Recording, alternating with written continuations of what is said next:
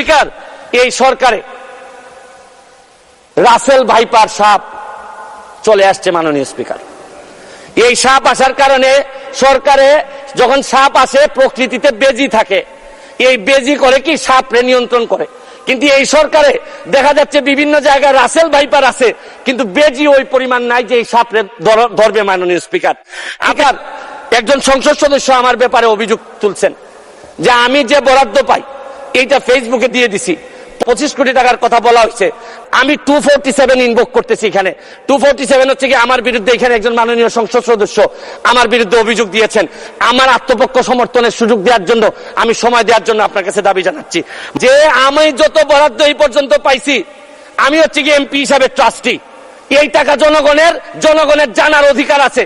আমি ফেসবুকে দিয়েছি, হয়তো প্রকল্পের জায়গায় টাকা বলছি, কিন্তু টাকার মধ্যে কোনো ব্যবধান ছিল না। কারণ নতুন জেনারেশন আপনি যা বরাদ্দ পাবেন তা জানতে চায়, এবং আমি বিশ্বাস করি বঙ্গবন্ধুর আদর্শের সৈনিক হিসাবে আমি এই ট্রান্সপারেন্সি আমার মধ্যে এটা থাকতে হবে, এবং আমি এই কথা বলি আমি আমার এলাকার এমপি হই। এরপরে আমি বলতে চাই মাননীয়, আমি সিলেটের মানুষ। আমার সিলেটে আমি যখন বক্তব্য রাখতেছি লক্ষ লক্ষ মানুষ পানিবন্দী।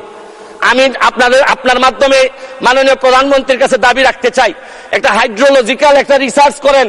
আমাদের এই পানি আগে কখনো বন্যা হইতো না, এইরকম 22-এর বন্যা, 24-এ বন্যা, আমরা একেবারে দেবে গেছি পানির নিচে। মাননীয় স্পিকার, এইটা জানা দরকার যে আমাদের এই ভারত থেকে আসা পানি কোথায় কোথায় বাধা পড়ে, এইটা দেখতে হবে। মাননীয় স্পিকার, অনেকে সন্দেহ করে মিঠামইনের রাস্তাও আমাদের এই দুর্ভোগের কারণ।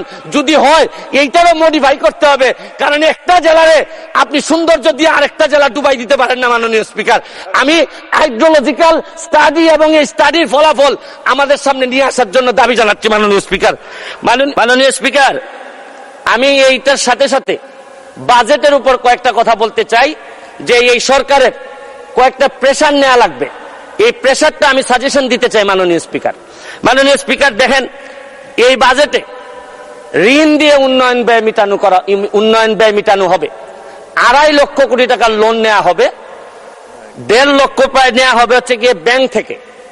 আমি মাননীয় প্রধানমন্ত্রী থাকলে বলতাম যে এমপি হওয়ার পর একটা গাড়ি কিনছি 1 কোটি টাকা দিয়ে, 50 লক্ষ টাকা লোন নিছি সাউথ ইস্ট ব্যাংক থেকে। এই লোন আর লোনের যে ইন্টারেস্ট, এটার কারণে রাতে ঘুম আসে না।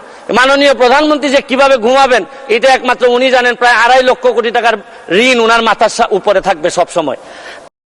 মাননীয় স্পিকার, ট্রেজারি বেঞ্চের যারা আছেন তারা হয়তো বলবেন যে স্বতন্ত্র এমপি হয়ে মাননীয় প্রধানমন্ত্রীর বা লিডার অব দ্য হাউসের, আমি কেন এই কথা বলছি যে উনার প্রতি আমার বিশ্বাস আছে। উনারা এটাও জেনে যাক, গত বছর আপনারা জানেন যে শ্রীলঙ্কা যখন দেউলিয়া হয় তখন সবাই বলছেন যে বাংলাদেশ আর মাত্র সময়ের ব্যাপার, বাংলাদেশও দেউলিয়া হয়ে যাবে। পাকিস্তান যখন দেউলিয়ার পথে তখন বলছেন আর একটু সময়ের ব্যাপার। ইন্ডিয়া যখন চাপে পড়ছে বলছেন যে আর সময়ের ব্যাপার। কিন্তু কোনো সময়ই আমাদেরকে অর্থনৈতিকভাবে দাবায় রাখা যায় নাই।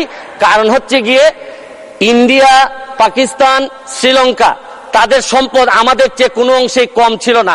তবে একটা জায়গায় ঘাটতি ছিল, এদের জননেত্রী শেখ হাসিনা এদের হাতে ছিল না। মাননীয় স্পিকার, আমি আরেকটা জিনিস বলতে চাই। মাননীয় স্পিকার, আমাদের বড় চাপ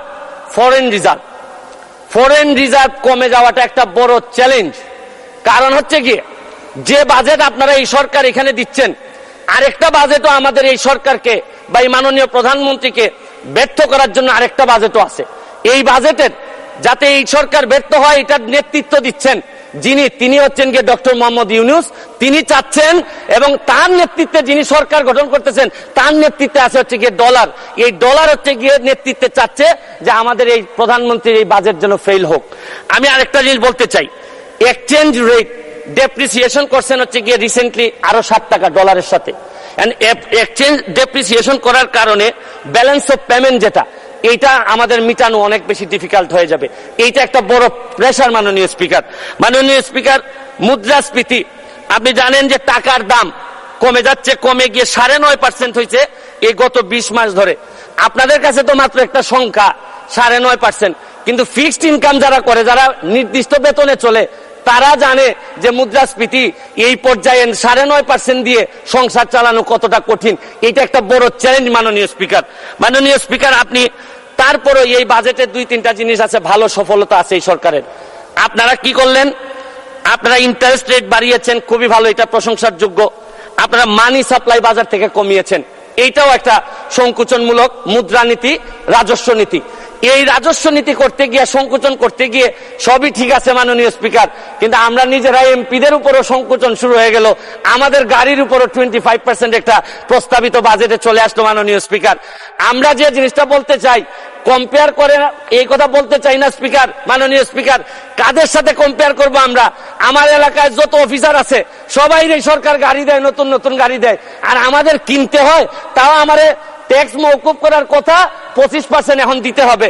কিন্তু আমি মাননীয় প্রধানমন্ত্রী হইলে বলতাম, গত পরশুদিন আমি তো গাড়ি পেয়ে গেছি মাননীয় স্পিকার, গাড়ি পেয়ে বলবেন, আমি গাড়ি পেয়ে গেছি, আমারে তো কোনো ট্যাক্স নেয় নাই মাননীয় স্পিকার। তবে আমি মাননীয় প্রধানমন্ত্রীকে বলবো যে আমি যেহেতু ট্যাক্স বিহীন গাড়ি নিয়েই আসছি, আমার অন্যান্য কলিগরা তো আনতে পারেন নাই, ও আপনারা, আমি যেহেতু এটা আমাকে ফ্রি দিলেন আর অন্যান্য আমার কলিগরা ফ্রি পাবেন, এটা ডিসক্রিমিনেশন হয় মাননীয় স্পিকার।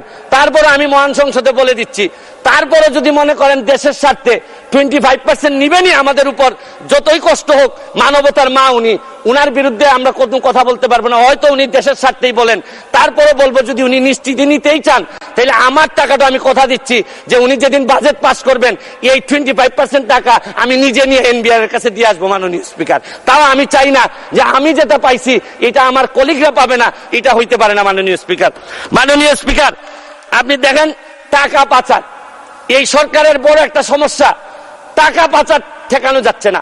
আপনি দুর্নীতি করলে তো অর্থনীতিতে নিয়ে আসা যায়, টাকা পাচার হয়ে গেলে যে দেশে যায় এই দেশের অর্থনীতির বাজেট হয়ে যায়। আরে আমরা বঙ্গবন্ধুর খুনিরে আনতে পারি না, আর টাকা পাচার করে এই টাকা ফেরত আনবো কিভাবে? এইটা একটা বড় সমস্যা। টাকা পাচার করে আমাদের বাজেট সংকুচিত হয়ে যাচ্ছে মাননীয় স্পিকার। মাননীয় দেখেন এই আমাদের প্রতিষ্ঠানগুলা কত দুর্বল হয়ে গেছে। আমাদের প্রতিষ্ঠান, একজন ভদ্রলোককে দুদক ধরতে পারে নাই, একজন ভদ্রলোককে এনবিআর ধরতে পারে নাই, বাংলাদেশ ফাইন্যান্সিয়াল ইন্টেলিজেন্স ইউনিট ধরতে পারে নাই, আর এনবিআর এর মতিউর রহমানকে ধরলে একটা ছাগল। ছাগল ছাড়া এই লোককে তো আপনি আনতেই পারতেন না। ছাগলের কাণ্ড হওয়ার কারণে আর ফেসবুক ভাইরাল। 1 মিনিট বক্তব্য আপনার বড় স্পিকার। এখন আছেন আপনারা বেনজির কাণ্ড, মাননীয় সাবেক আইজিপি, উনি এত বড় হয়ে গেলেন, মন্ত্রণালয় জানলো না, মাননীয় স্বাস্থ্যমন্ত্রী জানলেন না, এই বাচ্চাটা এত বড় হয়ে গেল, আর কিছুদিন সুযোগ পাইলে পুরা গোপালগঞ্জ কিনে ফেলতেন এই বেনজির সাহেব। তারপরে এইটার দায় এই মন্ত্রণালয় এড়াইতে পারে না মাননীয় স্পিকার। এখন আপনারা কালো টাকা সাদা করবেন, আমার কোনো অসুবিধা নাই। যদি মনে করেন টাকা রয়ে গেছে, কিছু টাকা জমানো বা বিভিন্ন অলস টাকা রয়ে গেছে, এটারে সাদা করবেন, কোনো অসুবিধা নাই। কিন্তু এই সাদা করার মধ্য দিয়া বেনজির আর মতিউরের টাকাও যদি সাদা হয়ে যায়, আর এদের ভবিষ্যৎ প্রজন্ম উত্তরাধিকার, আদর্শের উত্তরাধিকার যারা, তাদের টাকাও যদি সাদা হয়, তাহলে এই সময় শেষ। মাননীয় স্পিকার, আমি মাননীয় প্রধানমন্ত্রীকে চিনি, আমার একটা বিশ্বাস, সব দুর্যোগের মধ্যেও উনি আমাদেরকে পার করাবেন। কারণ আমাদের মাননীয় প্রধানমন্ত্রী বঙ্গবন্ধু কন্যা, উনি এমন এক পাখি যিনি ডালের উপর বসেন ঠিকই, কিন্তু তার ভরসা ডালের উপর না, তার ভরসা পাখার উপর। কারণ বিশ্ব ব্যাংকও ভাবছিল যে ডাল ভেঙে উনি পড়ে যাবেন, পদ্মা সেতু বানাইতে পারবেন না, কিন্তু ঠিকই ডাল ভাঙার কারণে পড়েন নাই, নিজের পাখা দিয়ে ঠিকই বিশ্ব ব্যাংকে